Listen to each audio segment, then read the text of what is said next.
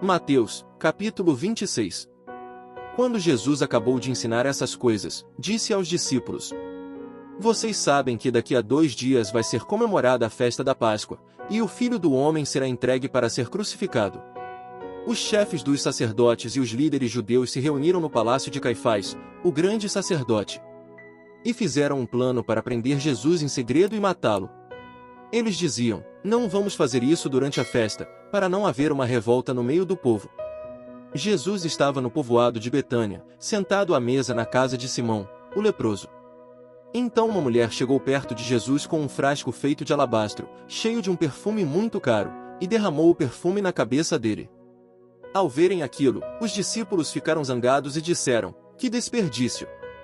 Esse perfume poderia ter sido vendido por uma fortuna, e o dinheiro, dado aos pobres. Mas Jesus, sabendo o que eles diziam, disse: Por que vocês estão aborrecendo esta mulher? Ela fez para mim uma coisa muito boa. Pois os pobres estarão sempre com vocês, mas eu não. O que ela fez foi perfumar o meu corpo para o meu sepultamento. Eu afirmo a vocês que isto é verdade. Em qualquer lugar do mundo onde o Evangelho for anunciado, será contado o que ela fez, e ela será lembrada. Então um dos 12 discípulos, chamado Judas Iscariotes, foi falar com os chefes dos sacerdotes. Ele disse: Quanto vocês me pagam para eu lhes entregar Jesus? E eles lhe pagaram 30 moedas de prata. E daí em diante Judas ficou procurando uma oportunidade para entregar Jesus. No primeiro dia da festa dos pães sem fermento, os discípulos chegaram perto de Jesus e perguntaram: Onde é que o Senhor quer que a gente prepare o jantar da Páscoa para o Senhor? Ele respondeu: Vão até a cidade, procurem certo homem e digam: O mestre manda dizer: A minha hora chegou. Os meus discípulos e eu vamos comemorar a Páscoa na sua casa. Os discípulos fizeram como Jesus havia mandado e prepararam o jantar da Páscoa. Quando anoiteceu, Jesus e os 12 discípulos sentaram para comer. Durante o jantar Jesus disse: Eu afirmo a vocês que isto é verdade, um de vocês vai me trair. Eles ficaram muito tristes, um por um, começaram a perguntar: O Senhor não está achando que sou eu, está? Jesus respondeu: Quem vai me trair é aquele que come no mesmo prato que eu. Pois o Filho do Homem vai morrer da maneira como dizem as Escrituras Sagradas, mas ai daquele que está traindo o Filho do Homem. Seria melhor para ele nunca ter nascido. Então Judas, o traidor, perguntou: Mestre, o Senhor não está achando que sou eu, está? Jesus respondeu: Quem está dizendo isso é você mesmo. Enquanto estavam comendo, Jesus pegou o pão e deu graças a Deus. Depois partiu o pão e o deu aos discípulos, dizendo: Peguem e comam, isto é o meu corpo. Em seguida, pegou o cálice de vinho e agradeceu a Deus. Depois passou o cálice aos discípulos, dizendo: Bebam todos vocês. Porque isto é o meu sangue, que é derramado em favor de muitos para o perdão dos pecados, o sangue que garante a aliança feita por Deus com o seu povo. Eu afirmo a vocês que nunca mais beberei deste vinho até o dia em que beber com vocês um vinho novo no reino do meu Pai. Então eles cantaram canções de louvor e foram para o Monte das Oliveiras. E Jesus disse aos discípulos: Esta noite todos vocês vão fugir e me abandonar, pois as Escrituras Sagradas dizem: Matarei o pastor, e as ovelhas serão espalhadas. Mas, depois que eu ressuscitar, irei adiante de vocês para a Galileia. Então Pedro disse a Jesus: Eu nunca abandonarei o Senhor, mesmo que todos o abandonem.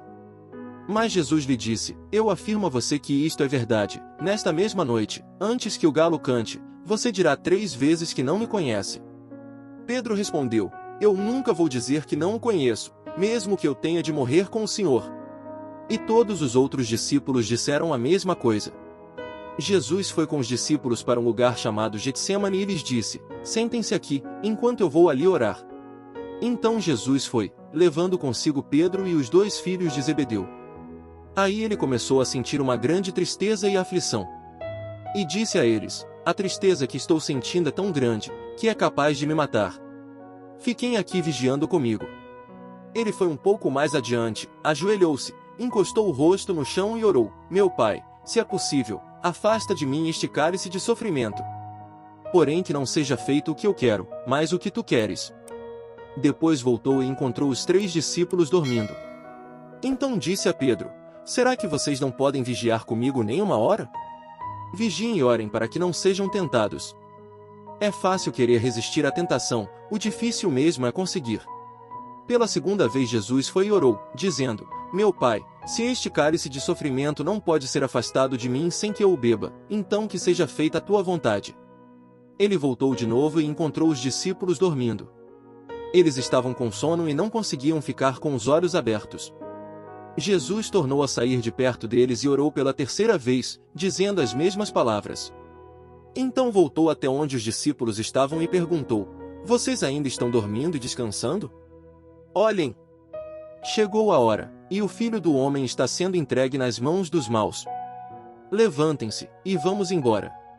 Vejam! Aí vem chegando o homem que está me traindo. Jesus ainda estava falando, quando chegou Judas, um dos 12 discípulos. Vinha com ele uma grande multidão armada com espadas e porretes, que tinha sido mandada pelos chefes dos sacerdotes e pelos líderes judeus. O traidor tinha combinado com eles um sinal. Ele tinha dito: prendam o homem que eu beijar, pois é ele. Judas foi até perto de Jesus e disse: Mestre, que a paz esteja com o Senhor. E o beijou. Jesus respondeu: Amigo, o que você vai fazer, faça agora. Então eles chegaram, prenderam Jesus e o amarraram. Mas um dos que estavam ali com Jesus tirou a espada, atacou um empregado do grande sacerdote e cortou uma orelha dele. Aí Jesus disse: Guarde a sua espada, pois quem usa uma espada será morto por uma espada. Você não sabe que, se eu pedisse ajuda ao meu Pai, ele me mandaria agora mesmo 12 exércitos de anjos? Mas, nesse caso, como poderia se cumprir aquilo que as Escrituras Sagradas dizem que é preciso acontecer? Depois Jesus disse para aquela gente: Vocês vêm com espadas e porretes para me prender como se eu fosse um bandido? Eu estava todos os dias ensinando no pátio do templo, e vocês não me prenderam. Mas tudo isso está acontecendo para se cumprir o que os profetas escreveram nas Escrituras Sagradas. Então todos os discípulos abandonaram Jesus e fugiram. Os homens que prenderam Jesus o levaram até a casa do grande sacerdote Caifás, onde estavam reunidos alguns mestres da lei e alguns líderes judeus. Pedro seguiu Jesus de longe até o pátio da casa do grande sacerdote. Entrou e sentou-se com os guardas para ver como aquilo ia terminar.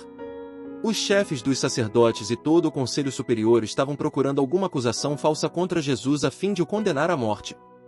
Mas não puderam encontrar nada contra ele, embora muitos se levantassem para dizer mentiras a respeito dele. Afinal, 2 homens se apresentaram e disseram: Este homem afirmou: Eu posso destruir o templo de Deus e construí-lo de novo em 3 dias. Aí o grande sacerdote se levantou e perguntou a Jesus: Você não vai se defender desta acusação? Mas Jesus ficou calado. Então o grande sacerdote tornou a perguntar: Em nome do Deus vivo, eu exijo que você diga para nós: Você é o Messias, o Filho de Deus? Jesus respondeu: Quem está dizendo isso é o Senhor. Mas eu afirmo a vocês que de agora em diante vocês verão o Filho do Homem sentado do lado direito do Deus Todo-Poderoso e descendo nas nuvens do céu. Aí o grande sacerdote rasgou as suas próprias roupas e disse: Ele blasfemou.